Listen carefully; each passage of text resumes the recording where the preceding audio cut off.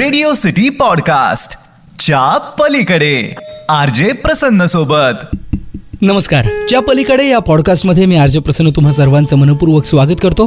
आणि आजही अशी एक स्पेशल पर्सनॅलिटी, सेलिब्रिटी आपल्याला भेटायला आली आहे. खरं तर अनेक वेगवेगळ्या फॉर्म्समधनं आपण त्यांना बघितलं, आपण त्यांना नाटकातनं पाहिलंय, सिरियल्समधनं पाहिलंय, फिल्म्समधनं पाहिलेलं आहे आणि कॉमेडी स्किट्समधनं सुद्धा, फुबाई फू सारख्या कार्यक्रमातनं सुद्धा आपण त्यांना पाहिलंय. त्या अभिनेत्री विशाखा सुभेदार आज आपल्या सोबत आहेत. नमस्कार, तुमचं खूप खूप स्वागत आहे. नमस्कार प्रसन्न, कसे आहात? एकदम मजेत. आपण कला क्षेत्रामध्येच जायचं हे तुम्ही ठाण्यात असतानाच ठरवलं, म्हणजे लहानपणापासूनच ठरवलं की कसं नेमकं? हो, ऍक्च्युली माझ्यात म्हणजे नाटकाचं बाळकडू किंवा अभिनयाचं बाळकडू मला माझ्या शाळेतूनच मिळालं. मी अगदी लहानपणी 3री-4थीत असल्यापासूनच बालनाट्यांमध्ये काम करणे.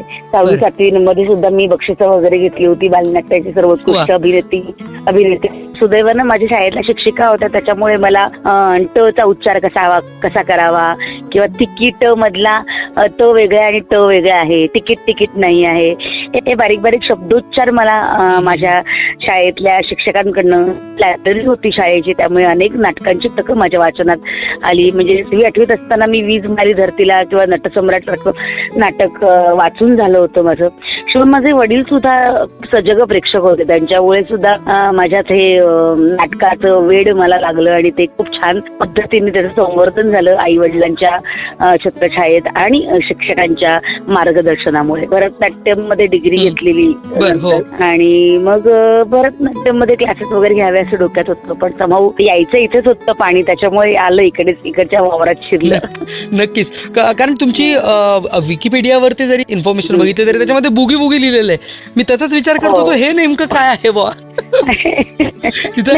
मला नाचाची पहिल्यापासूनच आवड होती, त्यामुळे लग्न झाल्यानंतर वुमन स्पेशल म्हणून एक एपिसोड होता ज्याच्यात बिंदू आल्या होत्या जज, सेलिब्रिटी जज म्हणून. मग त्याच्यात मी सहभागी झाले होते स्पर्धक म्हणून. तर त्यावेळेस मी 2nd रनर अप होते.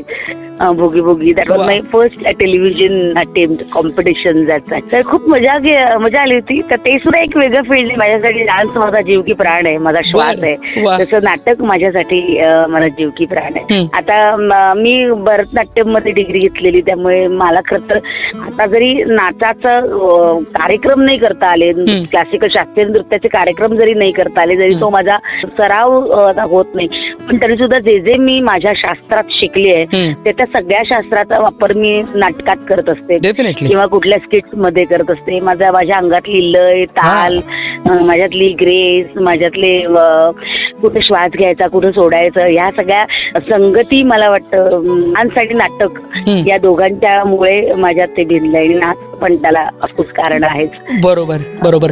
पण आम्ही च्या पलीकडे या पॉडकास्टमध्ये एक गोष्ट आवर्जून विचारतो, जर समजा विशाखा सुभेदार या क्षेत्रामध्येच नसल्या असता, कला क्षेत्रामध्ये, आर्ट क्षेत्रामध्ये नसल्या असता, तर काय करत असल्या असतात?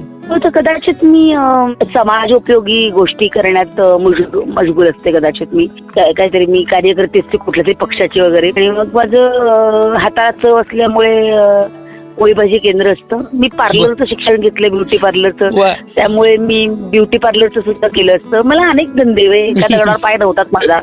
डान्स क्लासेस चालवले असते, पण समजा ते नसतं तर काही टाकाऊतून टिकाऊ गोष्टी बनवण्यामध्ये सुद्धा अनेक गोष्टी हे पोटाला लागतं ते करण्यासाठी मी वाटेल ते केलं. त्यामुळे अभिनेत्री पलीकडच्या विशाखा सुभेदार जर सांगायच्या असतील तर कशा सांगाल?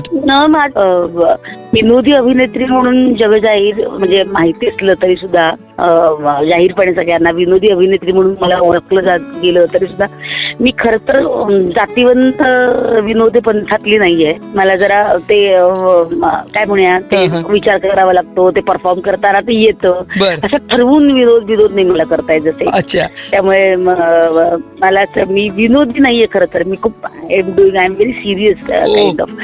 गप्पा मारायला मी टाइमपास करते, पण सातत्याने पंच मारणे, सातत्याने विनोदी काहीतरी बोलत राहणे हे माझ्या स्वभावच नाही खरं तर. माझ्यातली एक आई आहे, माझ्यात एक बाई आहे, त्याच्यामध्ये कधी संसारासाठी असते, कधी मुलासाठी असते. तशी मी जरा थोडीशी कडक पण आई आहे, पण एक आहे पण माझं लेकरू माझ्यापासून काही लपून ठेवत नाही, इतकी सुद्धा त्याची मैत्रीण नाहीये.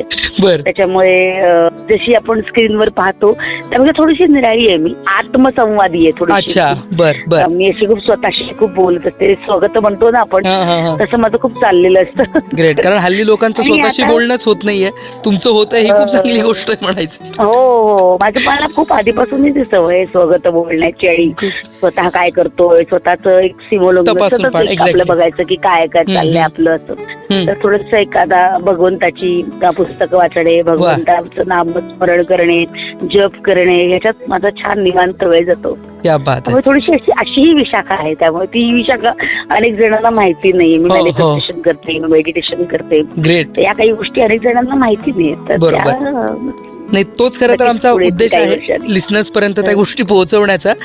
पण तो लोकांच्या अपेक्षा असतात. आता तुम्ही स्क्रीनवरती जसं दिसता, लोकांच्या अपेक्षा असते ना काही, विशाखा सुभेदार आम्हाला भेटल्या की जरा त्यांनी हसवावं, भाव तुम्ही अशा नाहीच, असं होत नाही त्यांचे कधी? खूप असे गैरसमज होतात की अरे ह्या तर खूपच काही बोलतच नाही, गप्पच असतात, ज्याने आम्हाला हसवलं, जोक सांगाना वगैरे करतात आम्हाला बऱ्याचदा प्रेक्षक. एकदा मला आठवतं की मी बालगंधर्वच्या इथेच होते उभी, कालिदासला, नाशिकला कालिदासच्या इकडेच उभी होते मी, आणि तेव्हा नेमकं संजय मोने एका गाडीतून गुरुजी उतरले, आणि पटकन पुढे ते एक प्रेक्षकाला अरे मुने नमस्कार नमस्कार वगैरे झालं, आणि मग ते म्हणले की काय तुम्ही आम्हाला एक जोक सांगा ना. तर म्हणजे तुम्ही डॉक्टरला सांगता का आम्हाला रस्त्यात इंजेक्शन द्या म्हणून? त्याला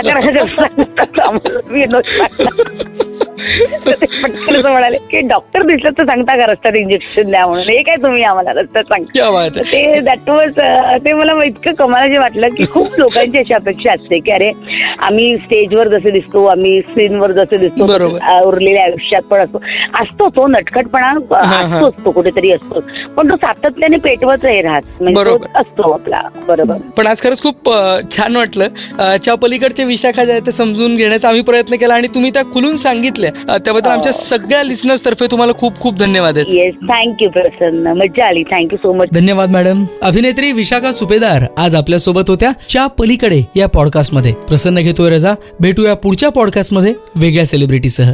धन्यवाद. रेडिओ सिटी पॉडकास्ट च्या पलीकडे RJ प्रसन्न सोबत.